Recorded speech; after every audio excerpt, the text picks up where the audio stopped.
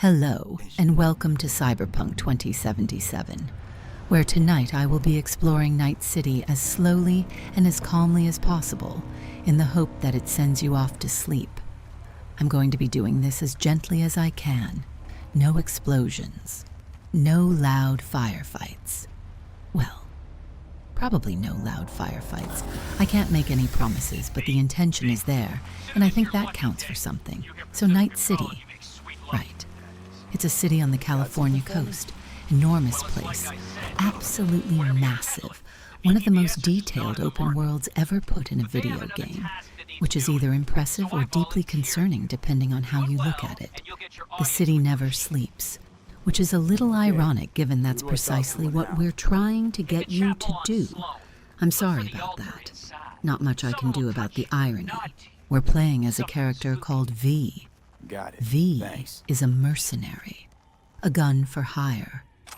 Not the most wholesome career path, admittedly, but it's Night City, and your options are somewhat limited by the fact that enormous corporations have replaced most governments, and nobody's hiring for anything particularly respectable. V is trying to make a name for themselves. That's the short version. There's quite a lot more to it, but we'll get to that. Slowly. Very slowly. The idea tonight is just to wander. I'm not here to cause trouble.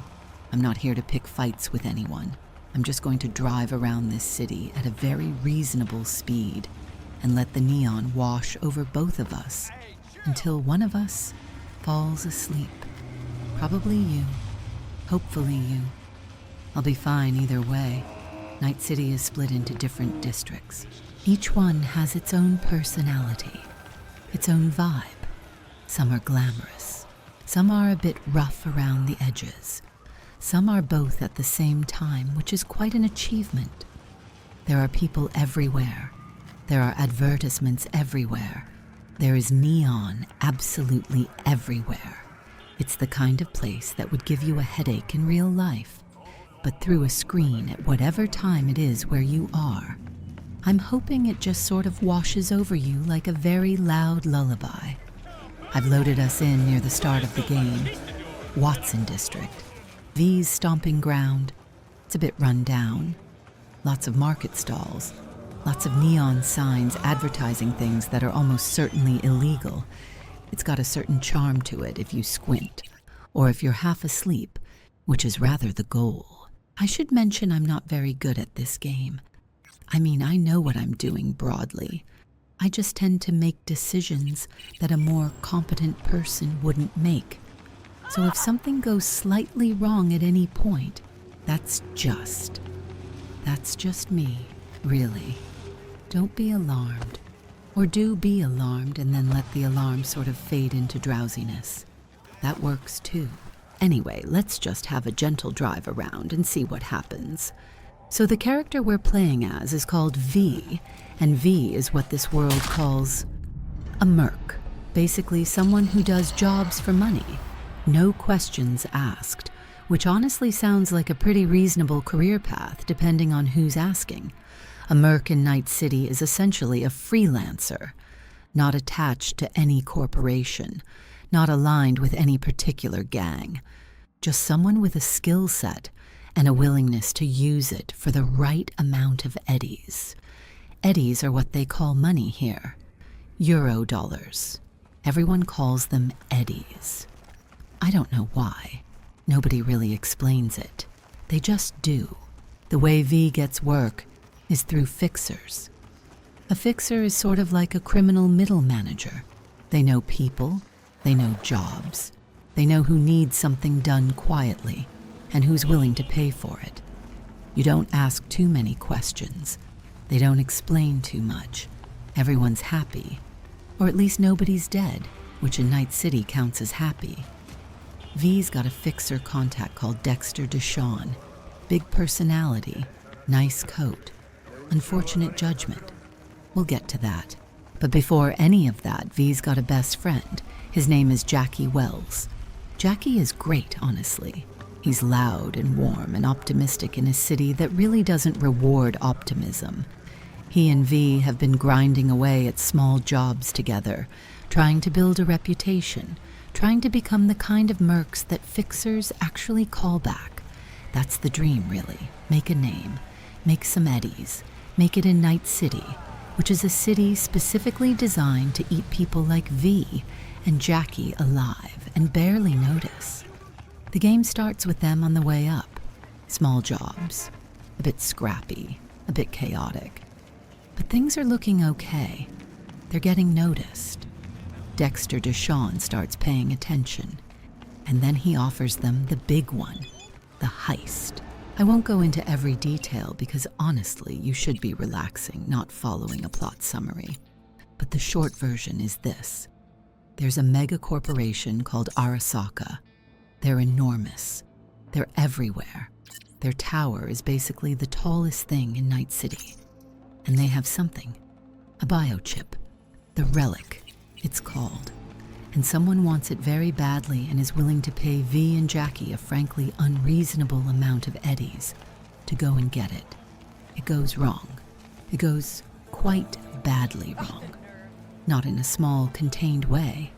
In a large, irreversible, changes the entire trajectory of your life way. Jackie doesn't make it out, and V, who technically does make it out, does so in a condition that is medically speaking not great. The biochip ends up inside V's head, physically inside. It gets installed in a moment of desperation, and it keeps V alive, more or less. But it's not really designed for that. It's designed for something else entirely. Which brings us to Johnny Silverhand. Johnny Silverhand is a rocker boy, was a rocker boy, is a rocker boy, sort of, depending on your definition. A rocker boy in this world is a musician who uses their fame and their music as a weapon against corporate power. A rebel with a guitar and a platform. Johnny was the most famous one who ever lived. He's played by Keanu Reeves, which feels appropriate. He had a band called Samurai. He had a chrome arm. He had very strong feelings about Arasaka specifically.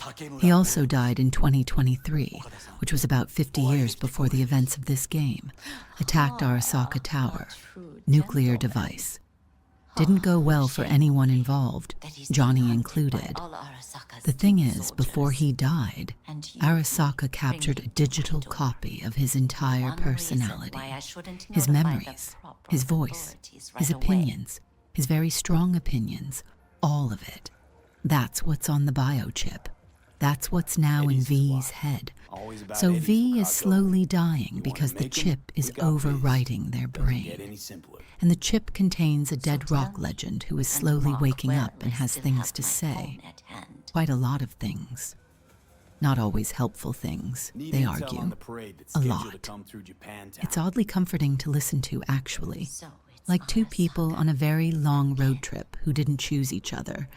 Long story short, V has got a dead rock legend rattling around in their skull, and somehow that's not even the most stressful part of their week. We're in Watson right now, which is where V starts the game, and it's a pretty good representation of what Night City is all about. Enormous, loud, and just absolutely covered in advertisements for things you don't need. I'm just going to drive slowly. No rush. I've got nowhere to be. Watson used to be corporate territory. Big money. Clean streets. That sort of thing. Then the corpse moved out. And Watson sort of just stayed. It didn't really recover. I think it's still waiting. You can see the old signage up there. Big corporate buildings that nobody official occupies anymore. Now it's market stalls, street food, little shops selling things I can't quite identify. I find it quite charming, honestly. It's got a kind of life to it that the more expensive parts of Night City don't really have. The people here are mostly immigrants, people who came to Night City because they heard it was a place where you could make something of yourself. Which, I mean, you can be, I suppose. Depends enormously on your definition of something. I'm going to take a left here. Just a slow loop. Don't mind me. The neon is doing a lot of work in Watson. Every surface has something on it. An advert, a sign. a gang tag, a mural. It's relentless in a way that should be exhausting, but somehow becomes a kind of white noise. I've been driving through here for a while, and I don't even really see it anymore. I just see the glow. Orange and pink mostly, a bit of blue, some green around the market area. If you're falling asleep right now, that's ideal. The colors are quite soft from this distance. I'm not going to do anything dramatic. I'm just driving. Okay, I'm heading towards Westbrook now. This is a bit of a journey. I'll just narrate as we go. Westbrook is a different situation entirely. Japantown is the main draw there. It is genuinely stunning, I have to say. I'm not sure stunning is the right word for a place that costs that much to exist in. But visually, yes, stunning. The moment you cross into that district, the whole aesthetic shifts. Cleaner lines, more chrome, more deliberate. Everyone walking around Japantown looks like they've made a decision about their appearance and committed to it fully. I'm talking full body modifications, eyes that glow, arms that aren't arms anymore. I passed a woman earlier whose entire face was chrome from the jaw down. She looked incredible. She also looked like she could remove my head quite easily. Both things can be true. The core that operate out of Westbrook are the kind of core that deal in luxury, entertainment, things that feel like a reward for being rich. I'm just going to park for a second, actually. Look at this. The lights on that building there, just cascading down the side. It's a lot. It's genuinely a lot. I don't think I'd want to live here. Too much going on, but it's nice to visit. Or drive through slowly for sleep purposes. Right, I'm moving on. Haywood is south of here. It's a much bigger area than people expect. Residential mostly, real neighborhoods. The kind of place where people actually live rather than just work or spend money. It's heavily Latino influenced, the whole district. Culture runs deep there. Music, food, family. The Valentinos are the gang that controls most of Haywood, and honestly, as far as Night City gangs go, they're not the worst. They have a code. They're tied to the community in a way that a lot of the other gangs aren't. I'm not saying I'd want to cross them. I wouldn't. I very much wouldn't. But they're not just chaos for chaos's sake. There's structure there. There's loyalty. Night City doesn't have a lot of loyalty, so it stands out when you find it. I'm just going to drift through this residential area. Look at the houses. Normal. Sort of. Some have little shrines outside. Some have security bars on the windows. There are kids' bikes left on the pavement. An ordinary life being lived inside an extraordinary and quite dangerous city. I find this part of Night City oddly comforting. It's the most human-feeling place in the whole map, I think. Okay, I want to talk about Pacifica. I'm not going there right now because it's a bit of a trek, and I don't want to speed up and ruin the calm we've built. But I want to mention it because it's important. Pacifica was supposed to be a resort. Genuinely. Big investment. Hotels. A water park, I think. They were going to make it a destination. Corporations poured money in, and then the money stopped. Just like that. The global economic collapse happened. That's a thing that happened in this world. I should have mentioned it earlier, sorry. And the core just pulled out. Left the construction half finished. Left the people who'd moved there in anticipation of jobs and tourism with nothing. The city didn't step in. Nobody stepped in. Pacifica was just left. And now, well, it belongs to whoever was strong enough to claim it. The animals are there. Big, chemically enhanced fighters who've rejected cyberware in favor of raw physical modification. Very large, very committed to the bit. And then there are the voodoo boys, Haitian community, net runners mostly. They operate in ways that the rest of Night City doesn't fully understand and doesn't particularly want to. They're doing something in Pacifica involving the old net, the deep net, the parts of the internet that collapsed and went dark decades ago. Nobody goes there willingly. The voodoo boys do. I drove through Pacifica once at night, and I'll be honest, I found it the most visually striking part of the whole game. Half-built towers lit from inside by fires, the ocean visible through gaps in the concrete. It's beautiful in a way that something abandoned can be beautiful, like a ruin, which I suppose is what it is. Pacifica is the one that always gets me, honestly. The city just sort of built half of it and then walked away, and now it belongs entirely to people the rest of Night City pretends don't exist. The thing you've got to understand about Night City is that nobody who actually has power got it through anything as quaint as an election. Power here comes from money, and money comes from corporations. And the corporations, well, they've been running things for a very long time now. The actual government technically exists. There's something called the new United States. It has offices. It has people in it, presumably. But nobody in Night City really acts like it matters very much. If you've got a problem, you don't call a senator. You call whoever owns the block you're standing on. And that's usually a corp, the big one, the one you'll see everywhere. That's Arasaka. Arasaka is a Japanese megacorporation, and it is enormous. The tower is right there in the center of the city. You can see it from almost anywhere. Glass and steel, just absolutely massive, lit up at night, like it's trying to remind you it exists, which it is. That's the whole point. Arasaka has its own army, its own security forces, its own courts, its own prisons, essentially. If you work for Arasaka, Arasaka is your government. Your health care, your housing, your legal protection, all of it. In exchange for complete and total loyalty. Which sounds like a reasonable deal until you think about it for more than a few seconds. The family that runs Arasaka, the Saburo family, is obsessed with legacy, obsessed with immortality.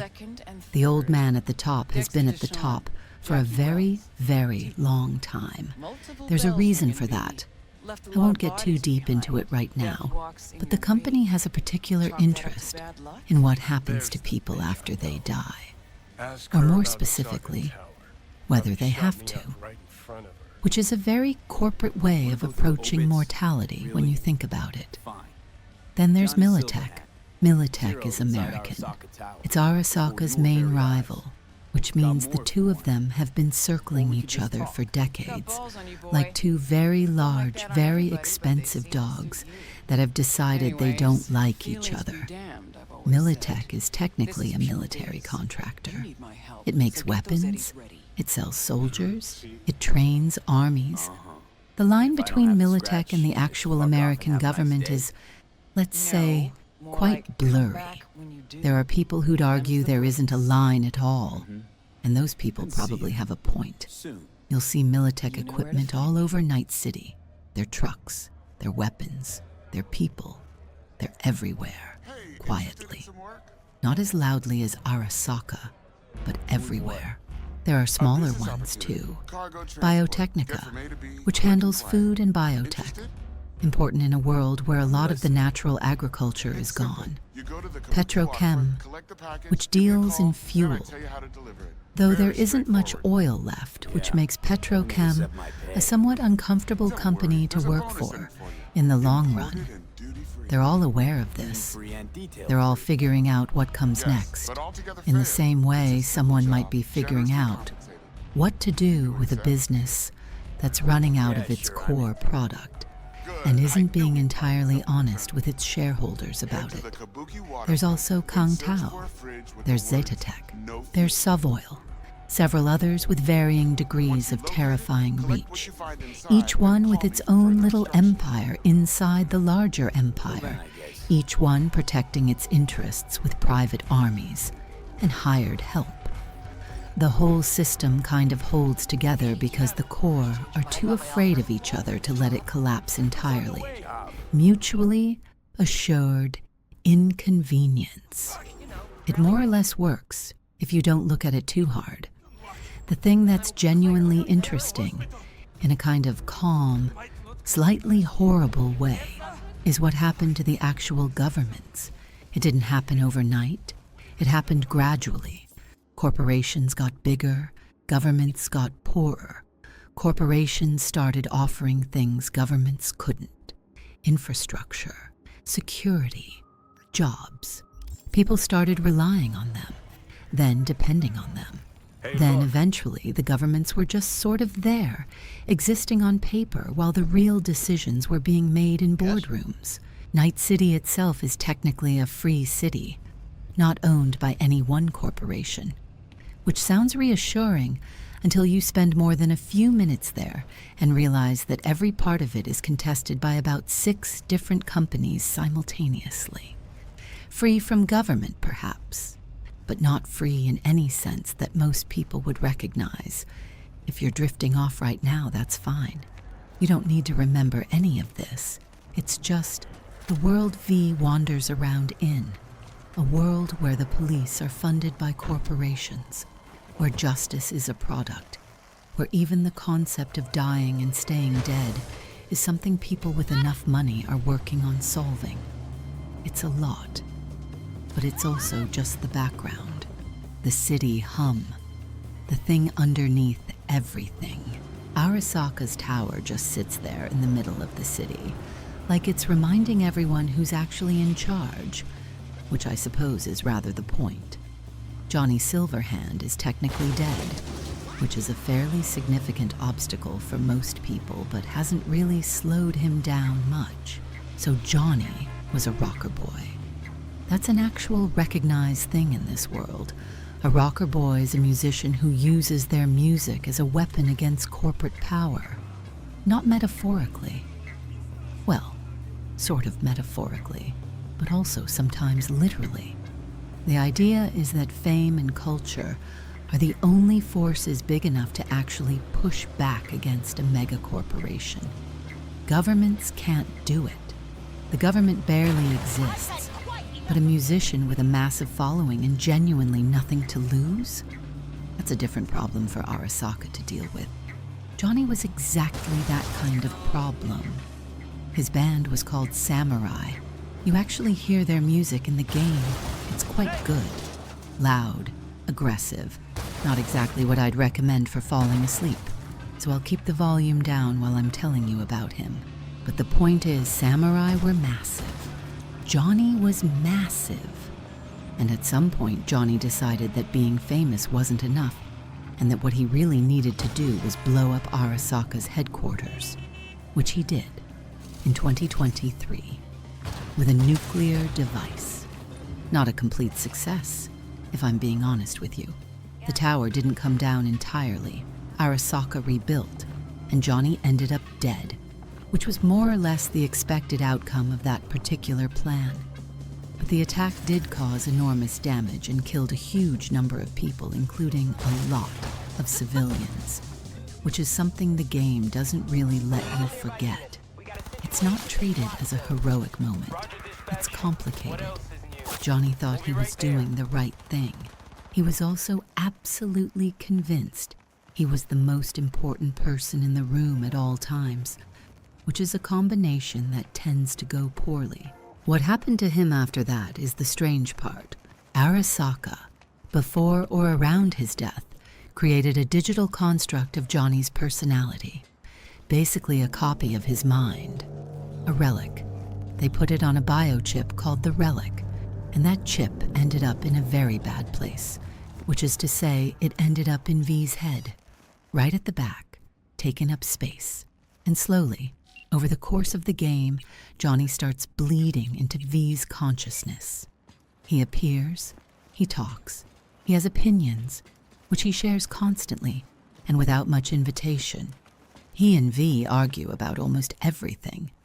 Is it strange to have a dead rock star living in your head?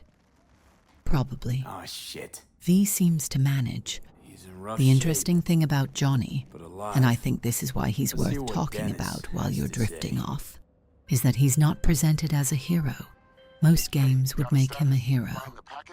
He's got the look. He's got the history. He's got the speech about burning it all down. But the game keeps showing you the gap between the legend and the actual man. The people who loved him and got hurt because of it. The choices he made that were selfish, dressed up as righteous. His ex-partner Alt Cunningham, who ended up in the net against her will, partly because of the kind of life Johnny led. He's not blameless. The game's quite insistent about that. But here's the thing. You also slowly understand why he is the way he is. Night City does that to people. The corporations own everything, take everything. And when you push back, they crush you. Johnny pushed back louder than almost anyone ever had. He was reckless and angry, and sometimes genuinely awful to the people around him. But he wasn't wrong about the thing he was angry about. That's the tension the game holds onto for the whole story. He was right about the world, and a disaster as a human being simultaneously. V and Johnny's relationship shifts over time. At the start, it's mostly V trying not to let Johnny take over completely, because the relic is slowly overriding V's personality with Johnny's, which is not a comfortable process. They bicker. Johnny is dismissive. V is exasperated. It's quite funny, actually, in a dark sort of way.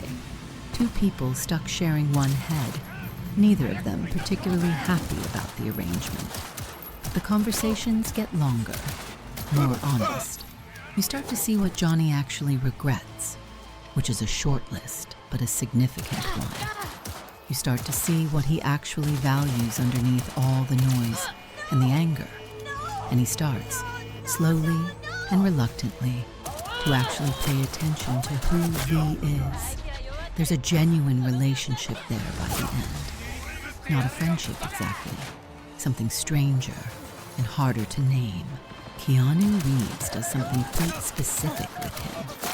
There's this flatness to the delivery that actually suits the character perfectly. Johnny's been dead for 50 years inside a chip. He's not performing for anyone.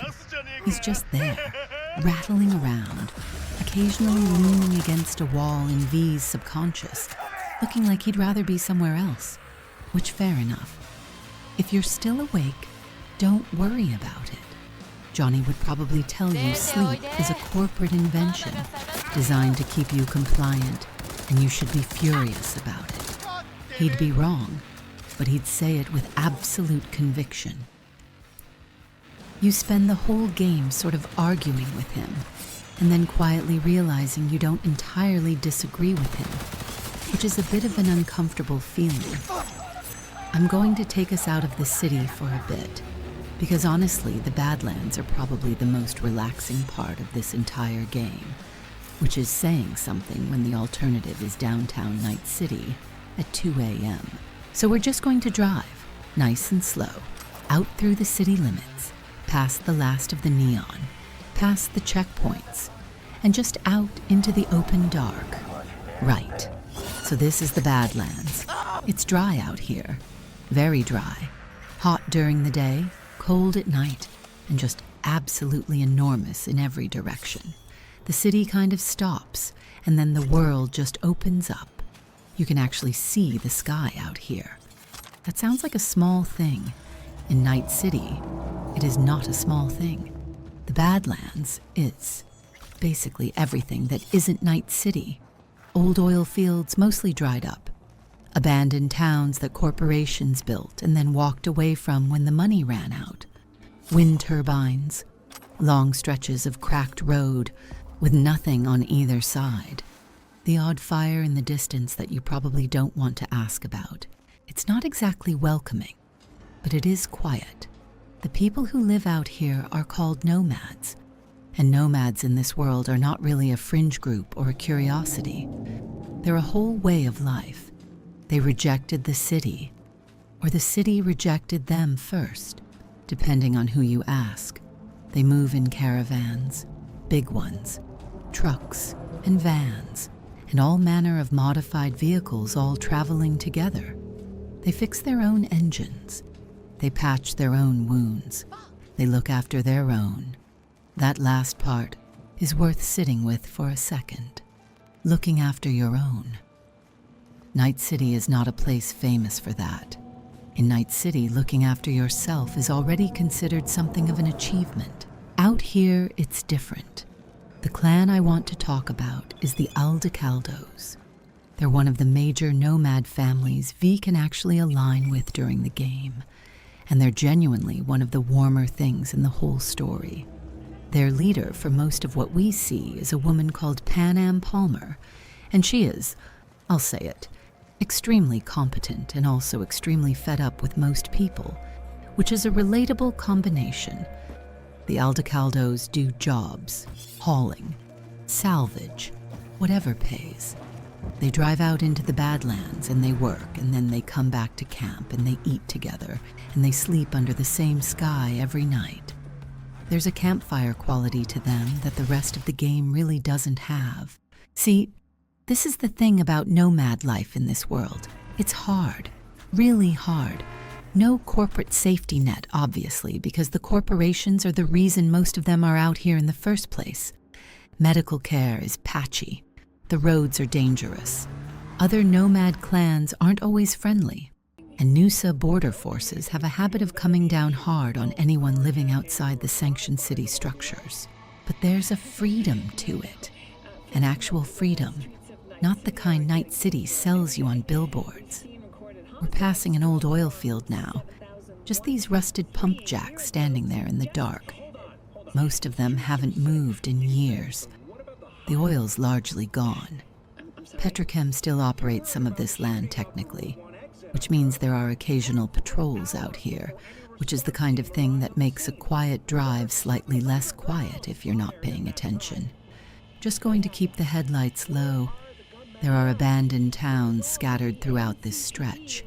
Little clusters of buildings that look like someone had a plan once and then ran out of enthusiasm, or money, or both.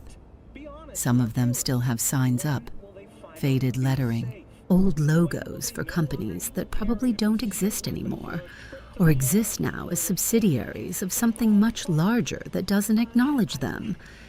It's very still out here. The wind moves sometimes. You get dust across the road in long, slow sweeps. Wind turbines on the ridgeline turning at their own pace. There's a certain rhythm to it that the city doesn't have. Night City has noise. Night City has pulse. Out here, there's just the engine and the road and the dark.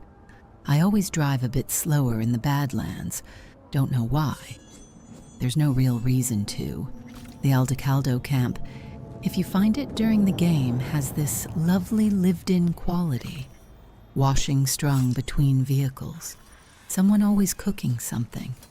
People sitting and talking at the end of a long day. It's not glamorous. The tents are patched. The vehicles are held together in ways that probably wouldn't pass any kind of inspection in the city. But everyone knows your name. That's the thing. Out here, everyone knows your name. V doesn't always get that in Night City. Night City is full of people, and most of them would step over you if you were in the way. Anyway, we're just going to keep driving. Nothing out here but road and dark, and the occasional wind turbine clicking overhead. If you're drifting off, this is a good moment for it. Nothing's going to happen for a bit. Just the quiet. Just the dust. Just the engine. There's something quite nice about driving out here in the dark with nobody shooting at you, which in Night City terms is basically a holiday. Night City has a lot of gangs, which on paper sounds concerning, but in practice just means there are a lot of very interestingly dressed people standing around in various neighborhoods, giving you a look. So, we're back in the city now, back to the noise and the neon. And I thought while we're driving through, I'd just quietly walk you through who lives where and what they're about. It's the kind of thing that's nice to know. You don't need to remember any of it. Just let it wash over you. The first ones worth knowing about are the Maelstrom. They're up in Watson, mostly around the old industrial areas, and they are, I'll be honest, quite a lot. The Maelstrom are what happens when you stop thinking of your body as a body and start thinking of it as a project. They've got so much cyberware installed that most of them don't really look human anymore. Eyes replaced with glowing red optics, faces half covered in chrome. They've basically gone so far down the modification route that they've come out the other side, somewhere deeply unpleasant. There's a concept in this world called cyberpsychosis. I'll get into it properly later, but the Maelstrom are essentially a gang built around people who are getting pretty close to that edge. Best avoided. Very aggressive. Very loud. Not a relaxing group of individuals to be around. Then you've got the Valentinos, and these are considerably more interesting to talk about. They're based in Haywood, which is a heavily Latino district to the south of the city. The Valentinos have a very strong sense of identity. Very strong sense of community. Well done. There's a real pride to them. They're tied to the neighborhood in a way that feels genuine. They've got their own aesthetic, gold, ornate, very particular about how they present themselves. As gangs go in Night City, the Valentinos are actually among the more honorable ones. And that's not saying much, obviously. They're still a gang, but they have a code. They look after their own. There's a warmth there that a lot of Night City really lacks. The Tiger Claws are Japantown, Westbrook, the glossy part of the city. They're very much aligned with the aesthetics and the culture of that district. Neon signs, motorcycles, a very particular kind of controlled menace. The Tiger Claws run a lot of the entertainment in that area. Clubs, parlors, various other things that are technically legal, and several that aren't. They're connected to some bigger interests that I won't get into right now, but they're very much part of the fabric of Japantown in the way that you notice them everywhere, and nobody seems particularly surprised by that. The animals are a different thing entirely, and I mean that quite literally. Most gangs in Night City have cyberware. The animals have made a very deliberate choice to have none of it. No chrome, no optics, no modifications. Instead, they use combat drugs and chemical enhancement to get absolutely enormous and incredibly strong. They're based in Pacifica. Big, heavily built people who have decided that the human body, chemically optimized, is already a sufficient weapon. There's something almost philosophically interesting about them. In a world obsessed with augmentation. It doesn't make them any less frightening to be around, but it's a choice, which is more than you can say for most things in Night City. The Voodoo Boys are in Pacifica as well. Very different energy. The Voodoo Boys are Haitian, rooted in that community, and they're net runners, hackers essentially, but at a level that goes well beyond what most people think of. When they hear the word, they're operating in the old net, the parts of the internet that got destroyed in a catastrophe called the data crash and became something genuinely dangerous and strange. The Voodoo Boys are working on things out there that nobody else in the city really understands or wants to think about. They're deeply mysterious, deeply private. They don't trust outsiders, and honestly, given what they're dealing with, that's probably quite reasonable. And then there are the Moxes, smaller than the others, based in Lizzie's bar in Watson. They formed after the death of a woman called Elizabeth Borden, Lizzie, who ran the bar and looked after the people who worked for her. When she was killed, the people she'd protected decided to protect each other. That's essentially the whole origin.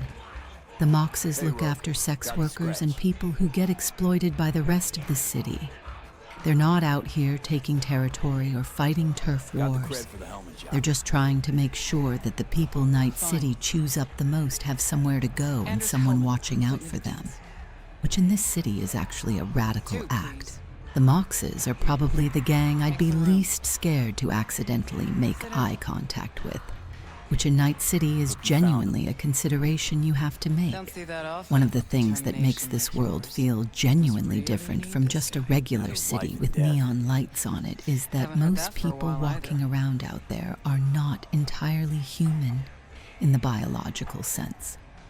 Not in a science fiction horror way, more in a very casual, very mundane way, like someone swapped out their eyes, or their arm, or most of their spine, and they've just got on with their day. Cyberware is what they call it, and it's exactly what it sounds like. Hardware. In your body. Installed by someone called a Ripper Doc, which is essentially a surgeon operating out of a back room somewhere.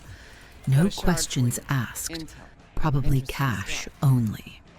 You go in, you tell them what you want, they take a look at what they're working with, and they start cutting. It's presented in this world as completely routine, the way you might go and get a filling, except instead of a filling, you're getting optical implants that let you record everything you see, or zoom in on things from across the street, or highlight enemies through walls. Just the standard dental checkup stuff. V has a fair amount of it. The Kuroshi optics, the neural processor. Little upgrades here and there. Nothing too dramatic. By Night City standards, V is actually quite conservative about it. Some people out there have gone considerably further. The arms are a good example. You can replace both of your arms entirely. Gorilla arms, which are exactly what they sound like. Enormous, reinforced limbs that let you rip open doors and throw people through walls. Or mantis blades, which fold out from the forearms like an insect. Or a projectile launcher built directly into the wrist. People are walking around with these things, buying coffee, standing at bus stops. The barista has blades in her arms. Fine. That's normal here. There are leg upgrades that let you jump to rooftop level in one go. A nervous system mod called Sandevistan that slows time down around you. Subdermal armor just beneath the skin. A second circulatory system that keeps you conscious when you should be passing out. You can basically rebuild yourself from the inside out until very little of the original person remains. And this is where it gets a little darker, which I apologize for. But it is genuinely interesting, and I'll keep it calm. There's a condition in this world called cyberpsychosis, and it's more or less what it sounds like when someone gets too much cyberware, too fast. Something starts to go wrong. The brain struggles to reconcile the biological with the synthetic. The sense of being a person starts to degrade. And at the far end of that process, you get someone who has essentially lost their grip on reality and is extremely heavily armed. Those people are called cyberpsychos, and they are, to put it gently, a significant problem. The NCPD has a unit specifically for this. Officially, it's called MaxTac. Unofficially, people call them the Psycho Squad, and their job is to deal with cyberpsychos when they go critical, which in practice mostly means putting them down. MaxTac are themselves very heavily augmented, which you might think is ironic. I think it is a little ironic. They'd probably disagree. There's a side quest in this game, a series of them actually, where V helps a journalist named Regina document cyberpsychos around the city before MaxTac gets to them. And it's not played as action, it's played as something quite sad. Each of them has a file, a backstory. They were a person. Most of them are still technically a person, just a person who has completely come apart. You read their background, and you understand how they got there. Some of them were trying to survive. Some of them were just trying to feel something. Some of them got in too deep before they understood what was happening to them. The game never really makes cyberpsychosis feel like a monster story. It feels more like an addiction metaphor, or a poverty one.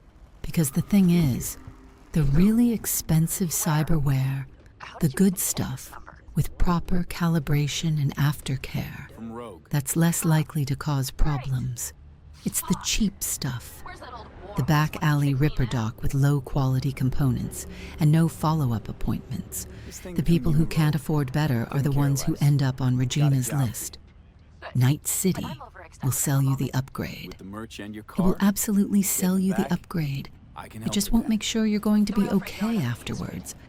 Anyway, I don't want to make this too heavy. We're trying to sleep. The point is that walking around this city and looking at people is a genuinely different experience once you understand what you're looking at. That person's eyes are artificial. That person's hands are chrome. The man over there has no legs in the biological sense and is moving quite quickly regardless. It becomes almost meditative after a while. Just watching people who have decided, for whatever reason, to change what they are. V's Ripperdoc is a man called Victor Vector, which is a tremendous name. He operates out of a basement in Watson. He's been looking after V for years. He's one of the warmer characters in the whole game, which is saying something in a cast this large. Genuinely cares. Does good work. Has a battered old chair you sit in while he installs things into your nervous system. The Ripperdoc near V's apartment has a sign outside and everything, which does make you wonder about the licensing situation, but I suppose in Night City, you just don't ask too many questions. I'll be honest with you, sometimes I just drive around this city doing nothing in particular, and I think that's a completely valid way to spend your time in here. There's no objective, no marker on the map, just V, a car, and Night City doing its thing all around you. And Night City does a lot of things. All at once, all the time. I'm just going slowly down one of the main streets right now. You can see the neon. It's everywhere. Red and blue and that particular shade of pink that I don't think exists anywhere in nature. It all pools on the wet pavement. The road's a bit damp tonight, and the reflections just sit there, kind of wobbling when a car goes past. It's quite beautiful, honestly, in a deeply chaotic way. The crowds are doing their thing as well. People everywhere. Nobody's in a hurry. Well, some of them are. That man is definitely in a hurry. Don't know where he's going. Not my business. Most people are just sort of milling around. Street vendors on the corners. One of them appears to be selling food. I'm not sure what kind. I'm going to assume it's fine. Another one's got some kind of hardware laid out on a cloth on the floor. Bits and pieces. Could be anything. Probably cyberware of some very questionable provenance. Nobody's asking questions. That's Night City for you. I've turned the radio on, actually. There are a few stations you can flick between in the car, and they're all a bit different. One of them is a corporate news channel. Very calm, very professional voice, just relentlessly positive.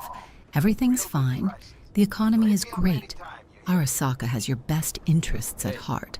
I find it deeply sinister and also oddly soothing in the same way that very confident lies are sometimes soothing. Another station is all classic rock.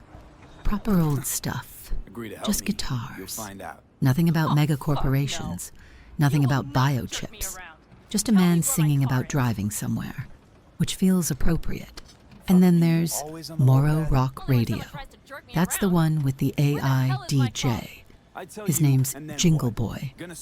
He does not know he's an AI. He talks about his childhood. He has opinions about the weather. He recommends restaurants. It's deeply strange, and also I find him quite endearing. He's fully convinced he's a real person just having a nice time playing music and chatting to the listeners.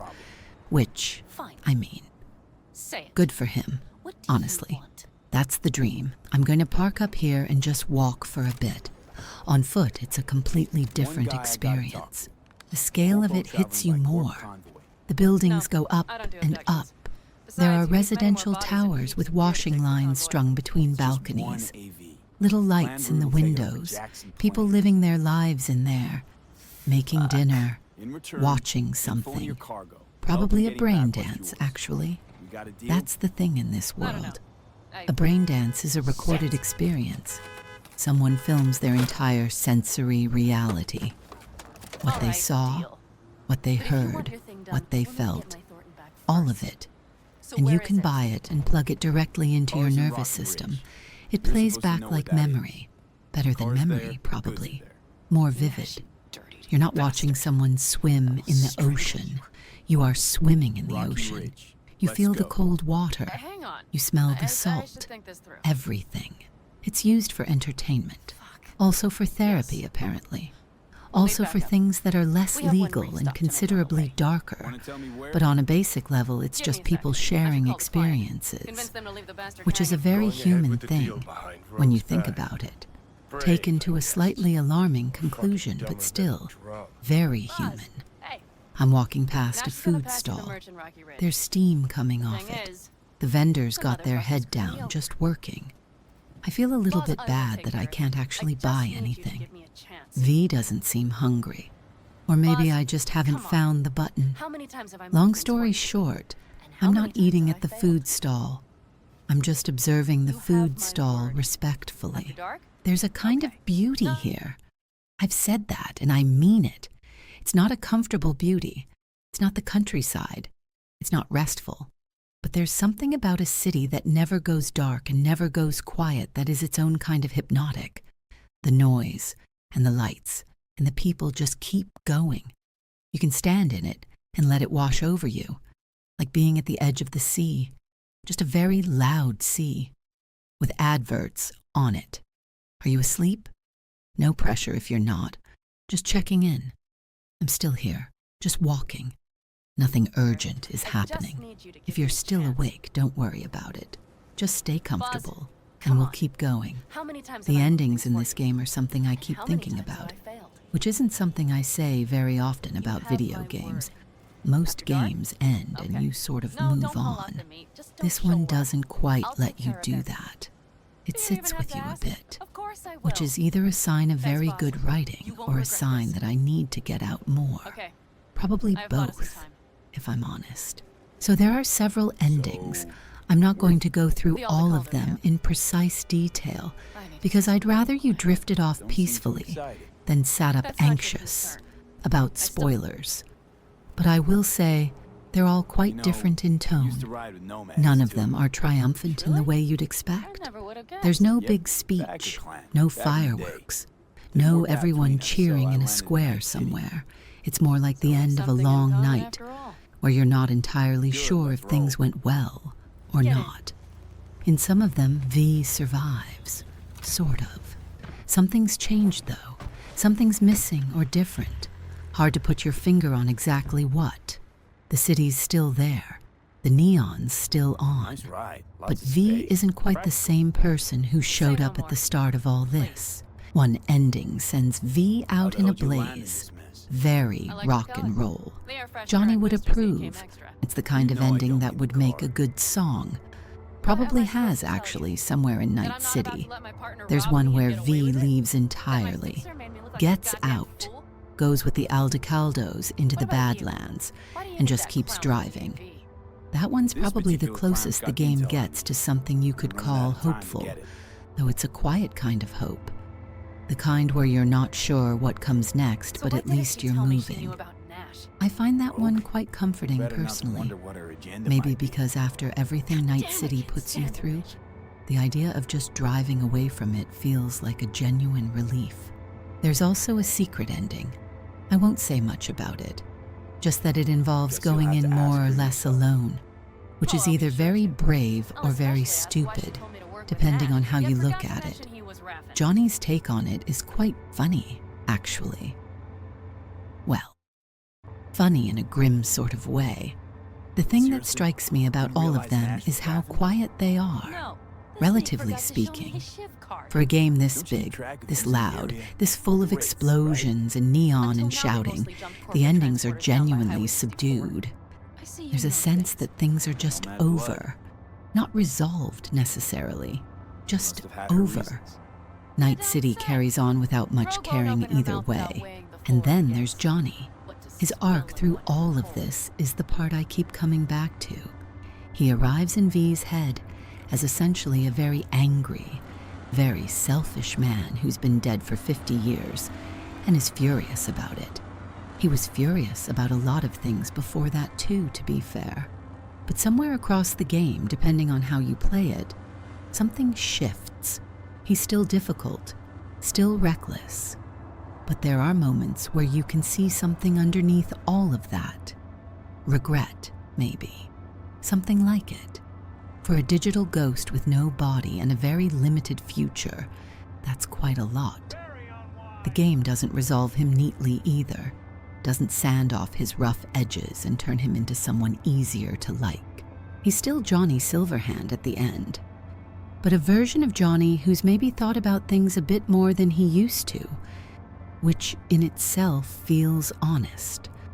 I think what makes these endings unusual is that they're not really about winning.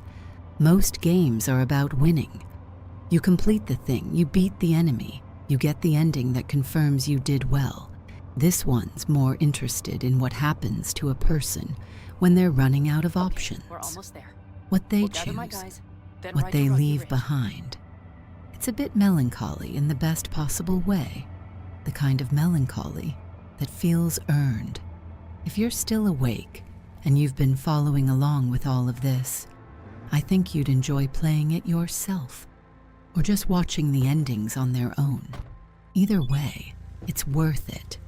For a game set in a city this brutal, it's surprisingly gentle about the things that actually matter. Night City doesn't really change. It never does. But V's relationship with it does. And I suppose that's the closest thing to an ending a city like that is ever going to give you. I'm going to take us back out for one more slow loop around the city before we call it a night. Just pulling out onto the road here. Nice and slow. No rush. Nowhere to be. There's a guy on the corner just standing there. He does that every time. Not sure what his deal is. Doesn't matter, really.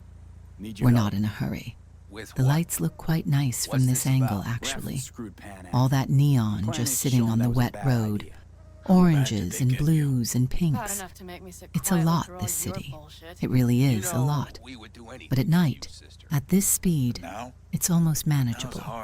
I want to tell you something quite interesting before we finish up. All of this, Night City, the corporations, the chrome arms, the ripper docs, the gangs, V, Johnny, all of it. It didn't start as a video game. It started as a tabletop role-playing game.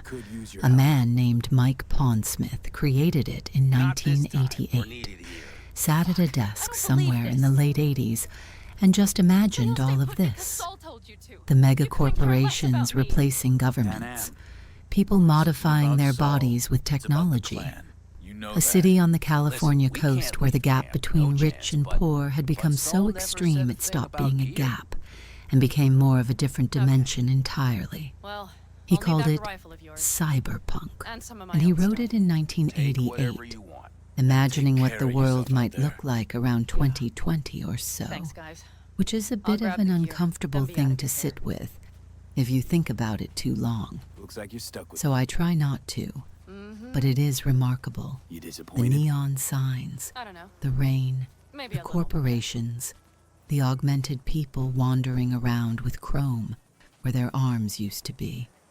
Someone just made all of that up, decades before any of this existed as a game. What's remarkable is how genuinely prescient some of it was. The dependency on technology for human survival. The way corporations shaped society far more than governments ever could. The way poverty and wealth didn't just separate people by income, but by the very augmentations they could afford. Chrome became a status symbol and a genuine necessity all at once. The divide between the augmented and unaugmented, between those who could afford the best modifications and those who couldn't.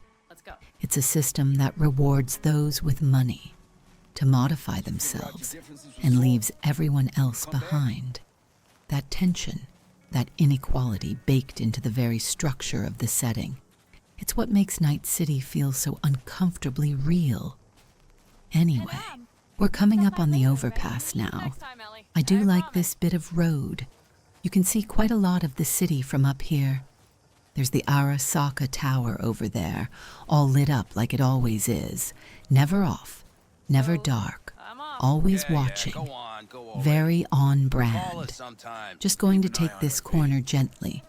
There's a food stall down here that I've driven past probably 40 times now, and I've never actually stopped at it.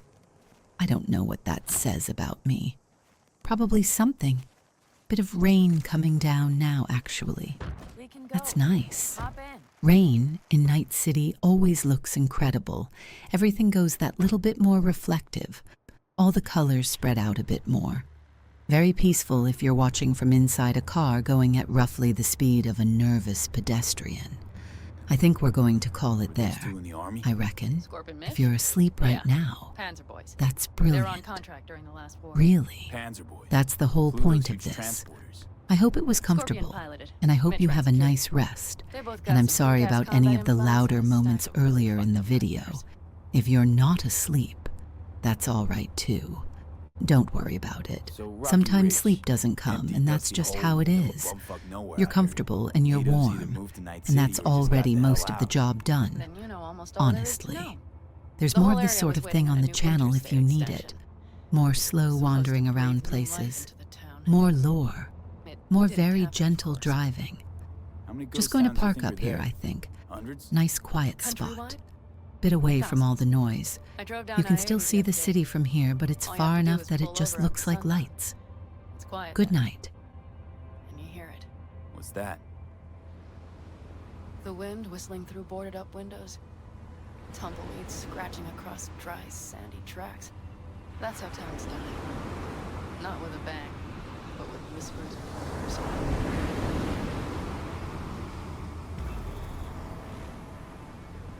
Okay, we have arrived.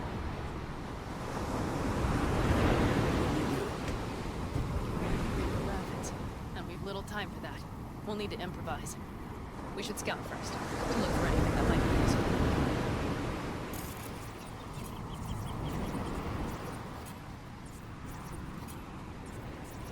Down Rocky Ridge could be anything. It's down. Nothing works here.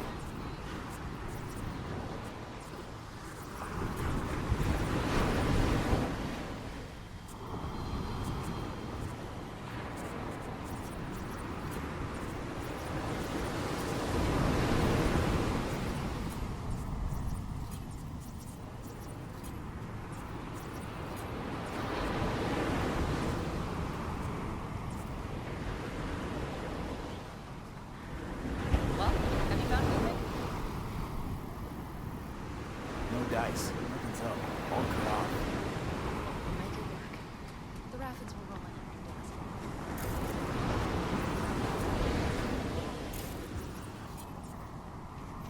Okay.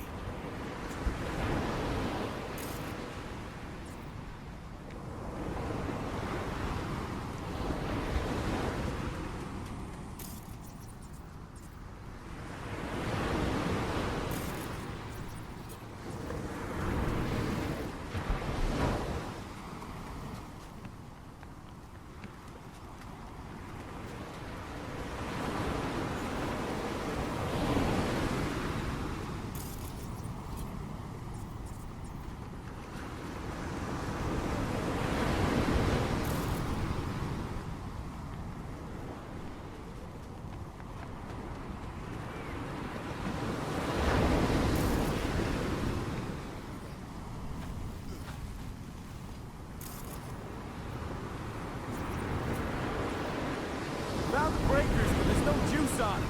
Not to worry! Come down! I know how to surprise the bastards! Right, so, the intersection is powered from that transformer substation, right? Switchgear on the roof. We'll flip the switch there and everything will light up like Christmas. Understood?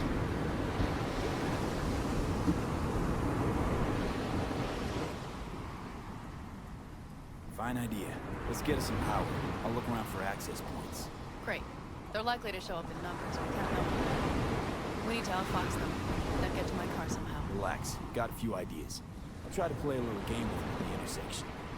Hell yes. Perfect. As soon as they see the lights, they'll have to check who, why, and how. Yep. First we start up the control terminal below. The gear on the roof is a hunk of junk without it. Come on, we'll give it a boost from the car battery. That should do the trick. Wait for me by the substation. I'll bring the car around.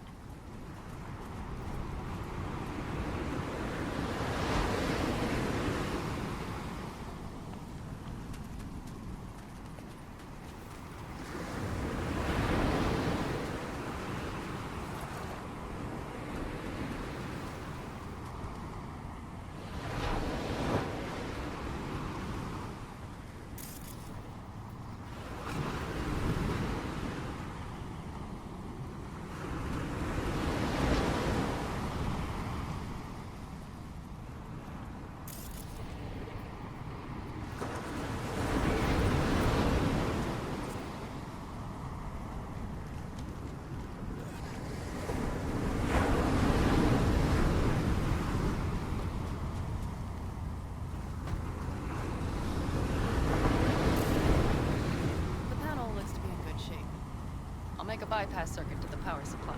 That should do it. Grab the jumper cables from the trunk.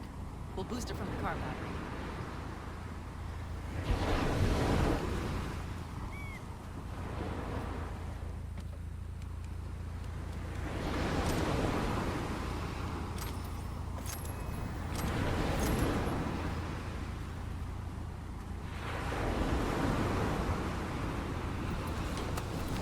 Brake cable connected. Give me a moment. I need to hook everything up here. I'm done.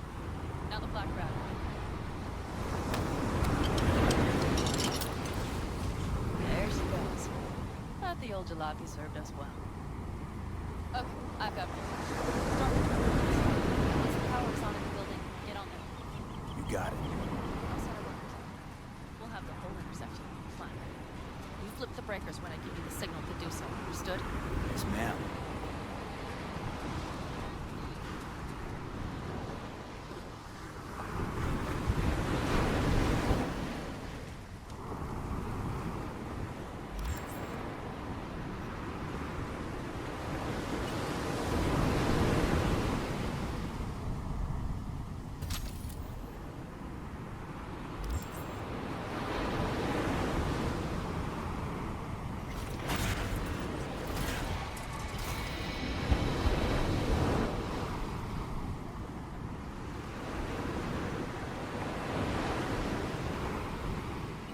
Switchgear's got power. Right. We'll have some fun in the intersection. Let's get into position.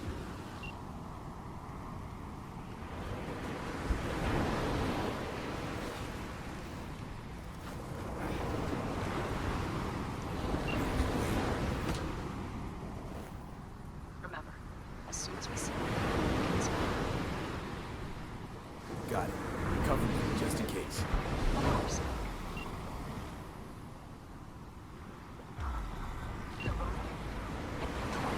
see her? Let's take her by surprise. Let's try to do this quietly. If anything happens, I'll start looking for her. Sound good?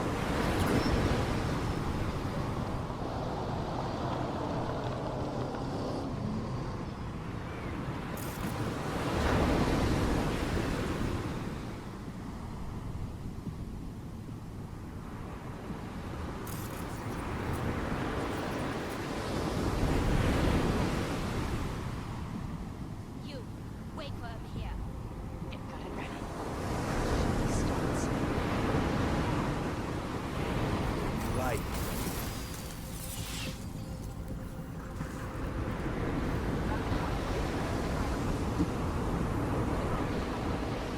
Colorful bunch.